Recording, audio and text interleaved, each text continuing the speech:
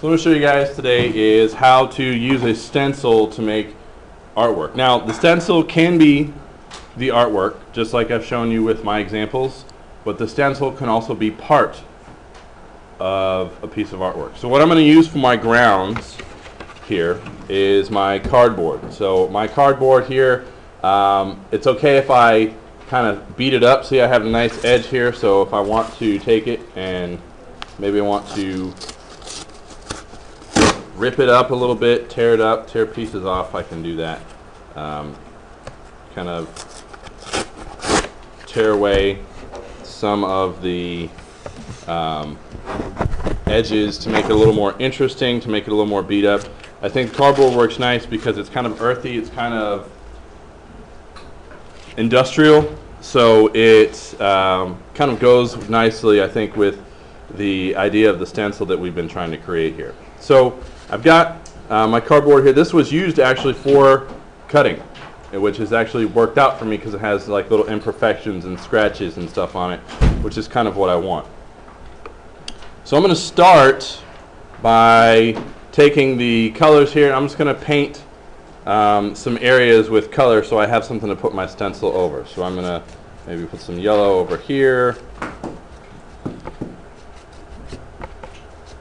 Just kind of splash it on there, mix it around.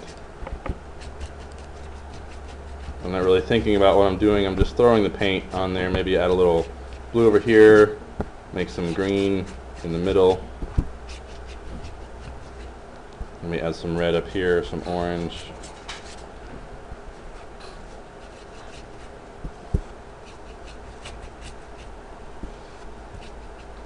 Get some water, kind of thin it out, move it around.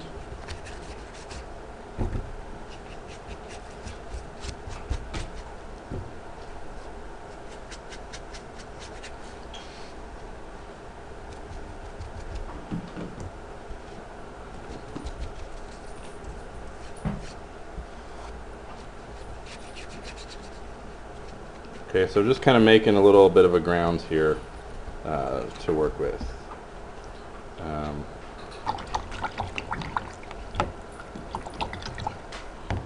And you can see that I haven't put any black. I've got my black here. I haven't put any black here, so I'm going to use the black for the stencil. You can use whatever color you want for the stencil. If you want to use green or purple or orange, mix those up. You can save that for the stencil. But save one color to use for your stenciling. And ideally, I would let this dry. Take about, what, like 5 minutes? You guys have seen the acrylic paint or the tempera paint takes almost no time to dry.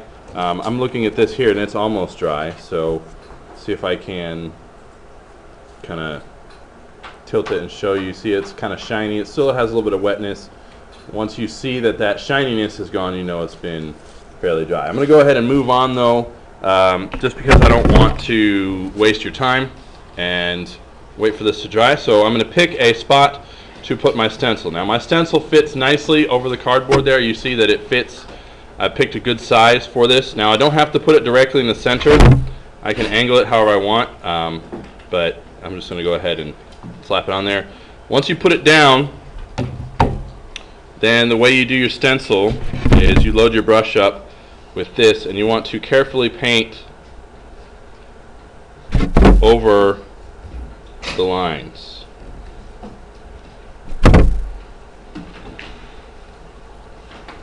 You don't want to go too many times either because it'll kind of bleed over. So you just want to kind of do a quick once over, painting in there. Not too thick either, because if you put too much on, it will kind of bleed through, and whenever you go to pick it up, it won't look quite like you want it to. But what the stencil basically does here is that it kind of blocks out the areas that you don't want painted, so that all it leaves is the image that you've cut. So the nice thing about the stencils is that it's kind of hard to make a mistake as long as you're painting on there.